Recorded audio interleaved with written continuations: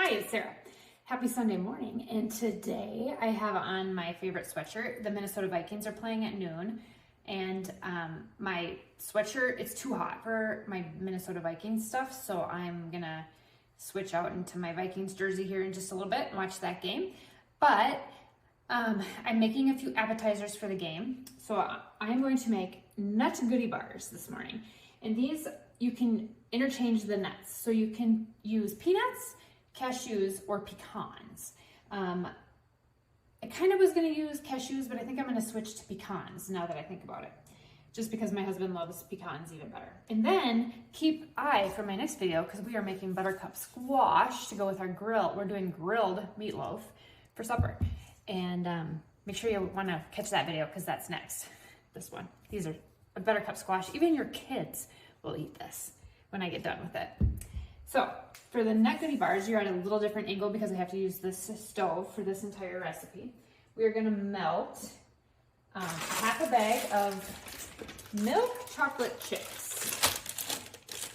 Okay, so we're going to melt a half a bag of that. Okay, and a fourth bag, or 3 ounces of butterscotch chips. We have this on a very low heat, so a fourth of a bag of that.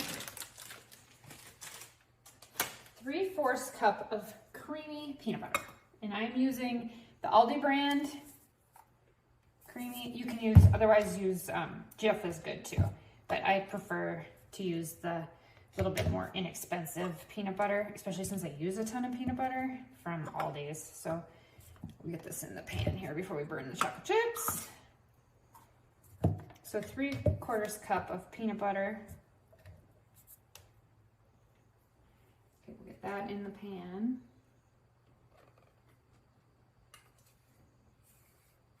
And this is on a really low heat, just to kind of melt it. So 3/4 cup peanut butter. And then a 1/3 cup of butter, 5 tablespoons of butter. Okay, so we're gonna melt all that together. And while that's melting, we're gonna get the pan ready. I'm gonna use an 8x8 pan today. So I'm gonna use like a small pan like this. If you need to make a bigger pan, 9x13, you need to double my recipe. Okay, I'm going to butter the pan while that's melting.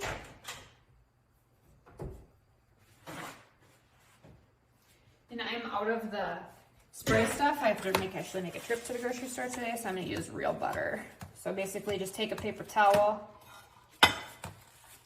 put some butter on there, and just grease the pan with butter. It works the same as the spray stuff.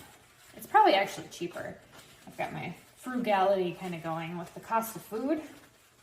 We need to do everything we can to reduce our costs on that. Okay, I'm gonna keep this stirring. It's gonna be pretty thick. So again, low heat so we don't burn the chocolate chips. I'm almost just above a simmer. Okay, so now it's the time where I just have to visit with you while we wait for it to, we can get the next part ready too. So we've got that buttered. So I'm gonna set that back there. And then we need to get mini marshmallows. Mini marshmallows. I'm using the Great Value brand from Walmart. And I'm gonna grab my pecans.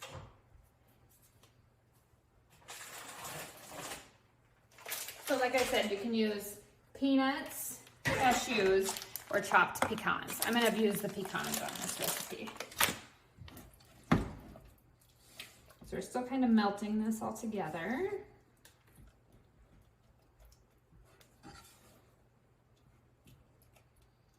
Basically everything's kind of melted but the butter. So we'll kind of wait for that.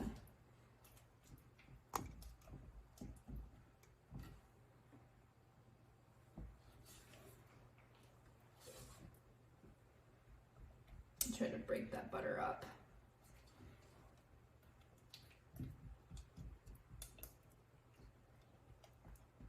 I'm gonna cut the butter while we're doing this into smaller pieces. So Note to self, cut the butter into 2 or 3 instead of putting the whole chunk in, because the chocolate chips melt faster than the butter does.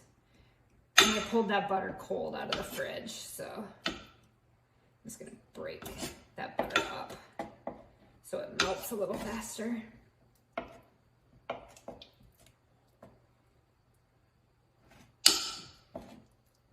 So I've been waiting for Aldi's to get the butterscotch chocolate chips in, but now that we're getting into the fall baking season, I kind of feel like maybe they'll have it. So I'm gonna check there today. I seriously save 30 to 40% of my grocery bill by getting almost everything at Aldi's. We do have to do some Walmart runs, but it sure helps. Most people are on a food budget.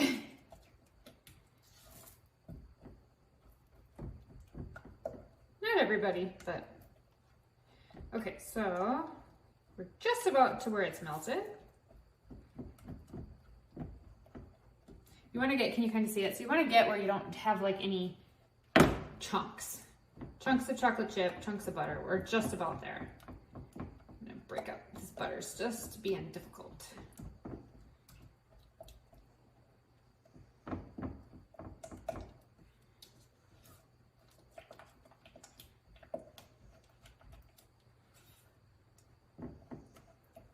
More seconds.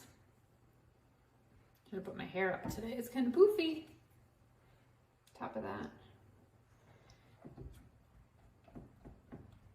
Okay, so now we are going to add the mini marshmallows.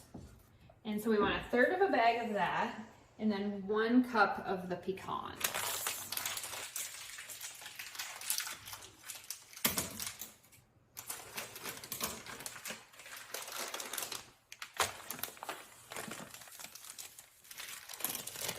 I still have 1 chunk of butter I need to get smashed. Hold on. It's determined to not melt. Okay, and the key is you don't want to get it too hot, because these chocolate chips, if they burn fast. Okay. All right, now we're gonna add 1/3 of a bag of the mini marshmallows. So I had used one of these before, so I'm gonna add almost all of these.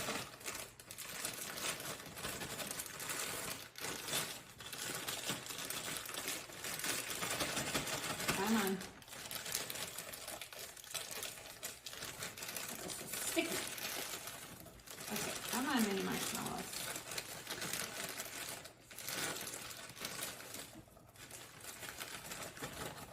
Okay. And then actually half a cup of the pecans. So if you need to measure, you can. I'm gonna just guess. And I'm gonna add a few more pecans on the top when we're done. Okay, so kind of mix that in. Okay, so all you want to do is mix that. You don't want to melt the marshmallows. They will melt down a little bit just because of the heat. Okay, so this is what this looks like that. So we're gonna dump, I gotta move it over so it's not on the burner. Put it into the 8x13 pan, like that.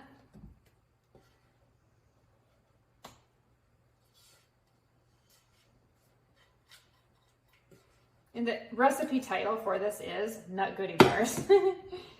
They are good.